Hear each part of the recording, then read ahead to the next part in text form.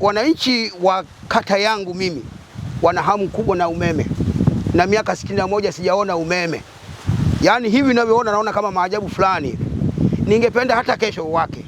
Nimshukuru mkurugenzi pale, amenifurahisha sana, yani sana na kwenda kuona umeme sasa, kwa sababu sijawahi kuona hivi miaka yote 61. Muwe na huruma sana. Sasa naona mmenionea huruma, ndio maana hata nywele zangu hizi zimekuwa nyeupe, lakini hakuna umeme. Kwa hiyo ningependa sana ndugu zangu kwamba jambo hili lifanyike kwa mapema. Wananchi wameshafanya wiring huko nyumbani, wamefanya, hata mngepita kwenye majumba ya watu mtaona wamefanya, lakini tulikuwa tunasubiria kitu kama hiki. Kwanza nipende kuishukuru REA kwa kuweza kuona kwamba Lumbila pia ni watu, kwa kuungana na serikali. Pia na sisi vijana tunajishughulisha pia na shughuli za uvuvi. Tulikuwa hatuwezi kuhifadhi samaki kwa muda mrefu.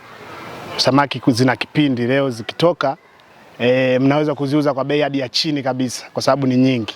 Lakini umeme ukifika tutaweza kuzitunza hizo samaki, kuzitafutia soko ambapo tukapata fedha kubwa zaidi ya tungepata siku hiyo. Maandalizi yapo vizuri tu. Tunajua umeme hauji bure, lazima fedha zitumike.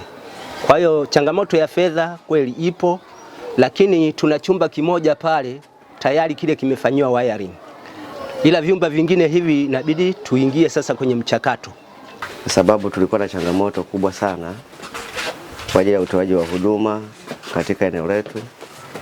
Kuna muda mwingine tunapata wagonjwa usiku, lakini namna ya kuwahudumia inakuwa ni changamoto.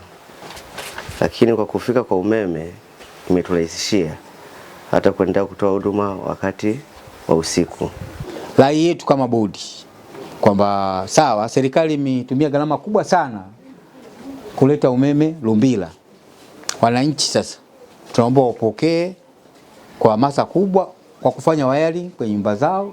Hii inaongelea pamoja na taasisi zetu hizi za umma.